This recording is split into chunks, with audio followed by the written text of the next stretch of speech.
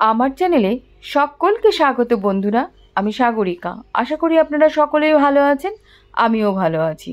আজ কিন্তু আপনাদের সামনে হাজির হয়েছি সুস্বাদুর সঙ্গে সুস্বাস্থ্যকর একটা রেসিপি নিয়ে।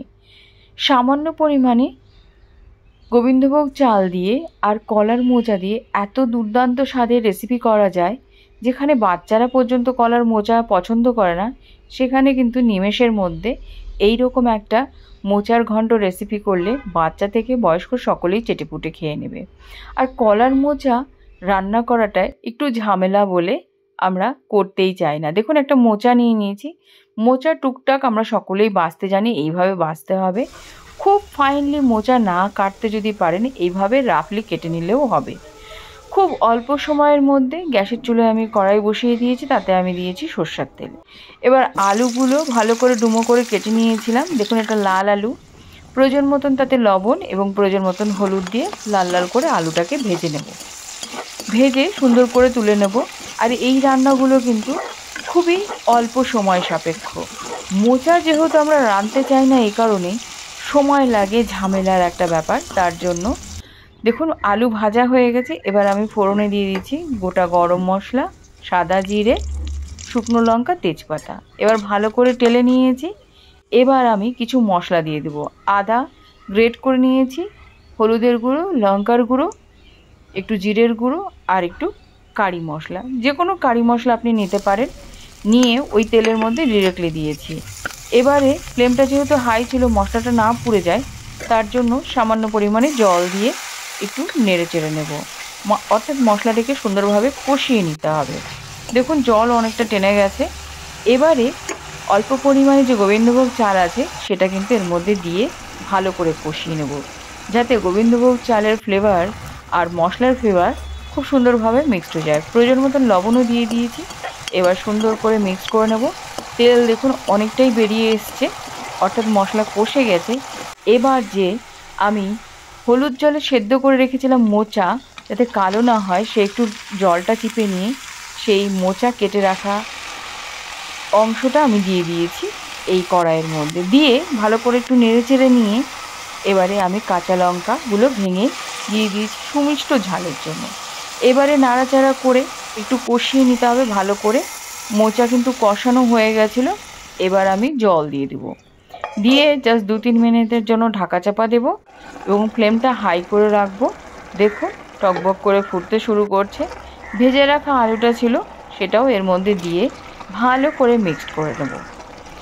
এবারে দেখুন, মিক্সড করে নিচ্ছি ভালো করে। মিক্সড করে নেওয়ার পরে গ্যাসের ফ্লেমটা কিন্তু হাই রাখবেন, কারণ জলটা টানিয়ে নিতে হবে, একটা মাখা মাখা ভাব আসবে। আবারও আমি 2-3 মিনিটের জন্য ঢাকা চাপা দেব। এবার ঢাকা চাপাটা উঠিয়েছি। দেখুন, অনেকটাই জল টেনে এসছে।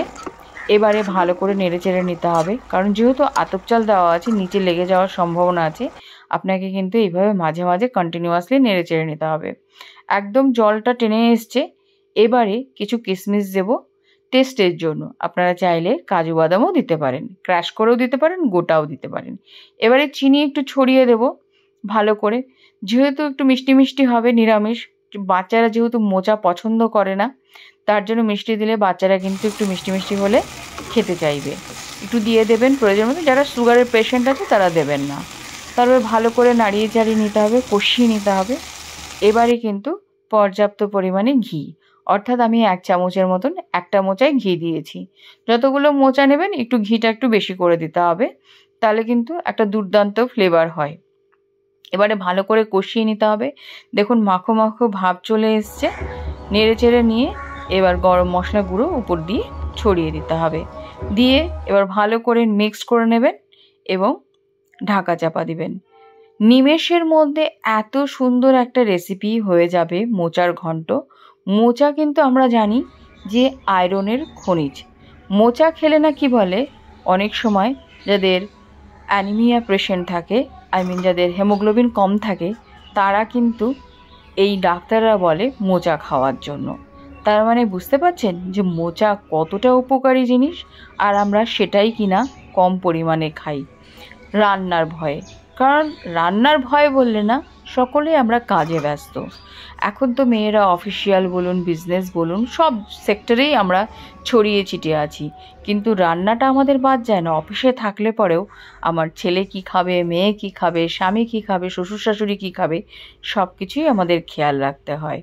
তার মধ্যে এই ভালো ভালো এই উপকারী জিনিসগুলো বাদ যাবে কেন? এত সহজ সরল রেসিপি নিমেষের মধ্যেই তৈরি করা যেতে পারে। এটা কিন্তু বন্ধুরা আমার ঠাকুমার রেসিপি বুক থেকেই নেওয়া।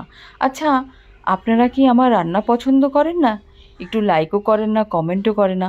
কমেন্ট করলে কি বলুন তো, সাহসটা বাড়ে, মনোবলটা বাড়ে, যে আমার ঠাকুমার রেসিপিগুলো আপনারা পছন্দ করছেন। আচ্ছা, ভালো হলেও বলুন, খারাপ হলেও বলুন, কমেন্টের অপেক্ষায় থাকি বন্ধুরা। কাইন্ডলি একটু কমেন্ট করুন। আর আপনারা ধৈর্য ধরে যে ভিডিওটা দেখেন, তাতে কিন্তু আমি অনেকটাই সন্তুষ্ট। যাই হোক, খেতে বসে গেছি। আমার তো দুর্দান্ত লাগে এরকম মোচার ঘন্ট। ভিডিওটি ভালো লাগলে পরে অবশ্যই লাইক, শেয়ার, সাবস্ক্রাইব করে চ্যানেলের সাথে থাকবেন।